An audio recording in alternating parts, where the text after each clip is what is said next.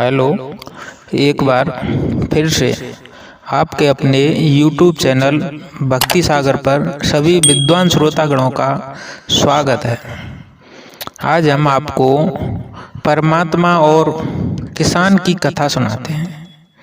तो इसमें एक किसान परमात्मा से परेशान होकर अपनी गाथा सुना रहा है। तो आइए दोस्तों, बड़ा ही इंटरेस्ट आएगा इस कहानी को सुनने में। एक बार एक किसान परमात्मा से बड़ा नाराज हो गया। कभी बाढ़ आ जाए, कभी सूखा पड़ जाए, कभी धूप बहुत तेज हो जाए तो कभी ओले पड़ जाए। एक बार कुछ ना कुछ कारणों से उसकी फसल थोड़ी खराब हो जाए। एक दिन बड़ा तंग आकर उसने परमात्मा से कहा, देखिए प्रभु, आप परमात्मा हैं, लेकिन लगता है आपको खेतीबाड़ी की ज़्यादा जानकारी नहीं है। एक प्रार्थना है कि एक साल मुझे मौका दीजिए, जैसा मैं चाहूँ वैसा मौसम हो, फिर आप देखना मैं कैसे अन्न के भंडार भर दूंगा। परमात्मा मुस्कुराए और कहा, ठीक है, जैसा तुम कहोगे वैसा ही मौसम दूंगा, मैं दखल नहीं करूंगा। किसान ने गेहूं की फसल बोई।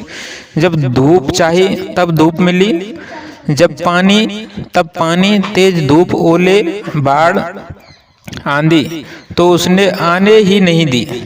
समय के साथ फसल बढ़ी और किसान की खुशी भी, क्योंकि ऐसी फसल तो आज तक नहीं हुई थी।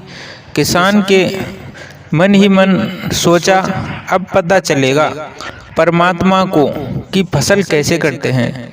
बेकार ही इतने बरस हम किसानों को परेशान करते रहे। फसल काटने का समय भी आया। किसान बड़े गर्व से फसल काटने गया, लेकिन जैसे ही फसल काटने लगा, एकदम से छाती पर हाथ रखकर बैठ गया। गेहूं की एक भी बाली के अंदर गेहूं नहीं था। सारी बालियां अंदर से खाली थी। बड़ा दुखी होकर उसने परमात्मा से कहा, प्रभु ये क्या हुआ? तब परमात्मा बोले, ये तो होना ही था। तुमने पौधों को संघर्ष का जरा सा भी मौका नहीं दिया। ना तेज धूप में उनको तपने दिया, ना आंधी ओलों से जूझने दिया। उनको किसी प्रकार की चुनौती का एहसास जरा भी नहीं होने दिया। इसलिए सब पौधे खोखले रह गए। जब आंधी आती है, तेज बारिश होती है, ओले गिरते हैं, तब पौधा अपने बल से ही खड़ा रहता है।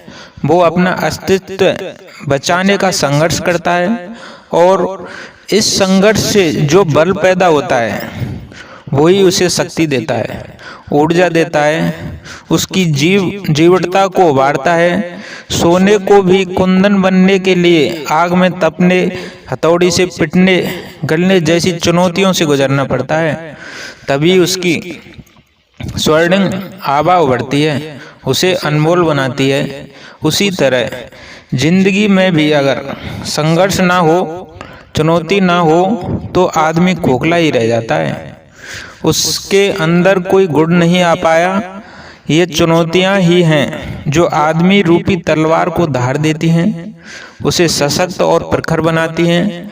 अगर प्रतिभाशाली बनना है तो चुनौतियों को स्वीकार करना होगा, अन्यथा हम खोखले ही रह जाएंगे। अगर जिंदगी में प्रखर बनना है, प्रतिभाशाली बनना है, तो संघर्ष और चुनौतियों का सामना तो करना ही पड़ेगा। अगर दोस्तों ये कहानी आपको अच्छी लगी हो तो हमारे YouTube चैनल भक्ति सागर को शेयर और सब्सक्राइब करना ना भूलें।